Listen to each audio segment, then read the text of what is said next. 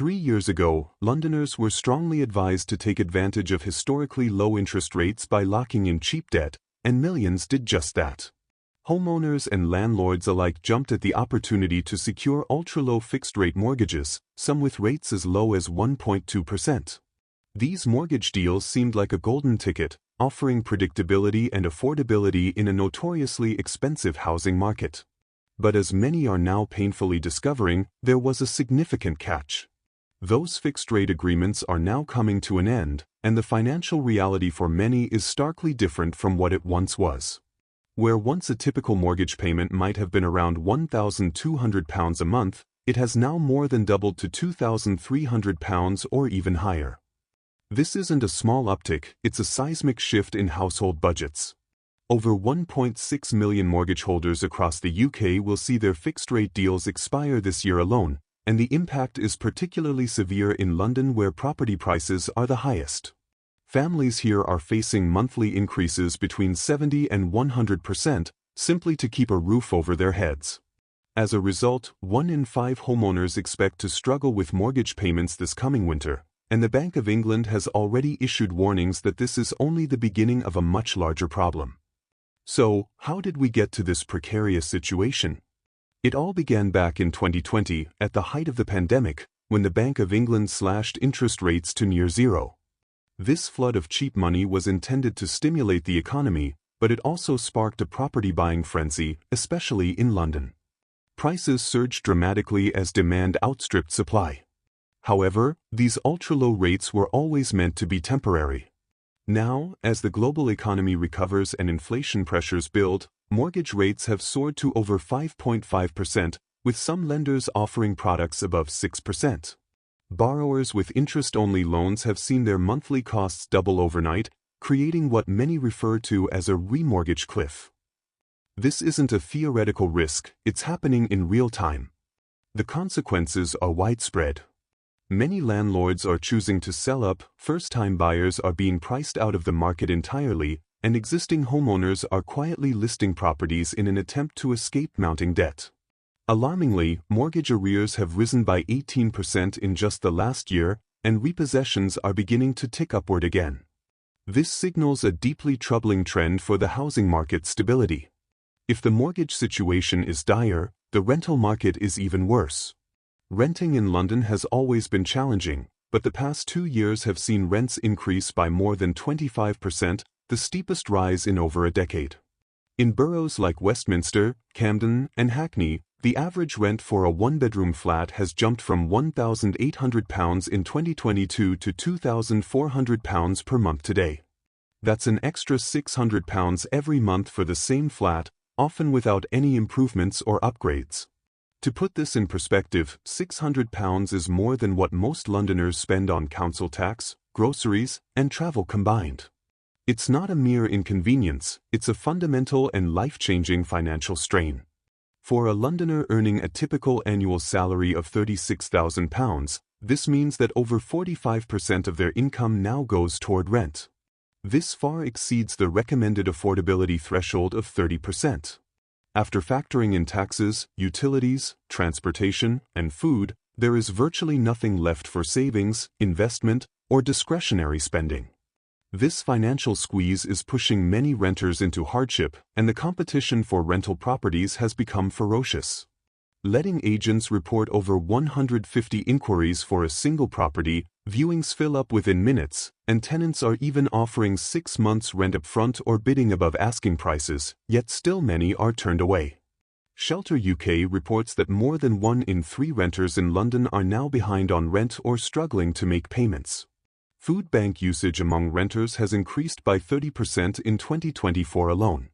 What's particularly heartbreaking is that many of these struggling renters are fully employed professionals, teachers, nurses, retail managers, and civil servants, working full-time but still unable to afford basic necessities.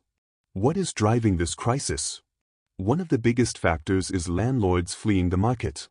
Buy-to-let property owners, who provide about 20% of the UK's rental housing stock, are selling properties in record numbers. In 2024, over 50,000 private rental homes were taken off the market across the UK, with entire blocks in London now listed for sale. Why? Rising mortgage interest rates have slashed rental profits, with many landlords finding that rental income no longer covers their mortgage payments. Additionally, upcoming regulations are increasing costs. From 2028, landlords must upgrade properties to meet a minimum energy performance certificate rating of C, which could cost between £10,000 and £25,000 per unit. Fire safety regulations introduced after the Grenfell Tower tragedy require costly cladding upgrades. Meanwhile, proposed renters reform legislation threatens to remove the Section 21 no-fault eviction process, a tool many landlords rely on to manage risk. Facing these financial and regulatory pressures, landlords are opting out of the market, selling properties quickly. Each property sold reduces rental supply, and when demand remains high but supply diminishes, prices escalate sharply.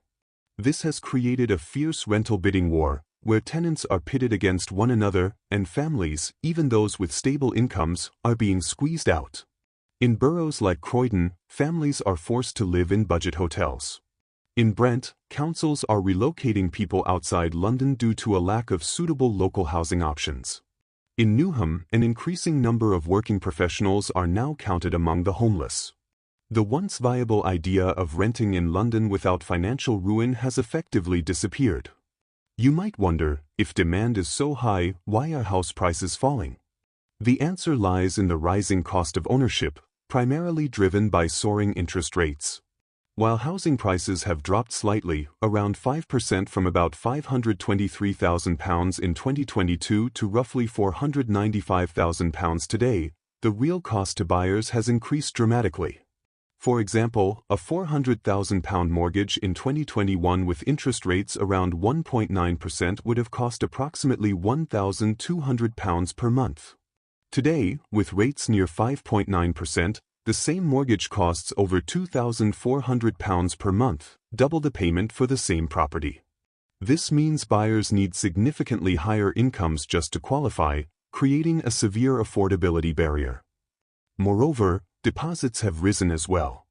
For a modest flat in Zone 3, buyers now need around £75,000 upfront, roughly 15 to 25% of the purchase price. Combined with stricter lending criteria and stress tests requiring buyers to prove they can afford interest rates well above current levels, the market has reached a gridlock. Buyers cannot afford to buy, sellers cannot reduce prices without risking negative equity, and banks are tightening lending standards. The result? Transactions slow to a crawl. First-time buyers give up, sellers withdraw their properties, and the market effectively freezes. London's housing market is under severe strain for both new buyers and existing homeowners. About 1.4 million mortgages will lose their fixed rates within a year, many jumping from under 2% to payments that can triple, from around £1,100 to £2,800 or more. Stricter lending rules have created mortgage prisoners who can't refinance, sell, or rent out their homes, pushing arrears and repossession risks higher. The market, once boosted by over £50 billion in foreign investment, is now weakening. Investors are pulling back as yields fall below 4%, mortgage rates climb, and costly energy and fire safety regulations reduce profits. Rent controls and eviction bans add more pressure, leading 1 in 5 landlords to sell, slowing development and pushing prices down. Even with falling prices, ownership has become far more expensive. A £400,000 mortgage that cost £1,100 in 2021 now costs nearly £2,600. Lenders require buyers to prove they can afford rates above 8%. With average deposits around £115,000 and rents taking half of young workers' income, saving is nearly impossible. Builders are pausing projects, and first-time buyer approvals have dropped to a 15-year low. London's housing ladder is breaking. Homeowners are trapped, landlords are exiting, renters are struggling, and buyers are sidelined. With policies arriving too late, even middle-class Londoners are being priced out, raising the question of who will still be able to live in the city at all.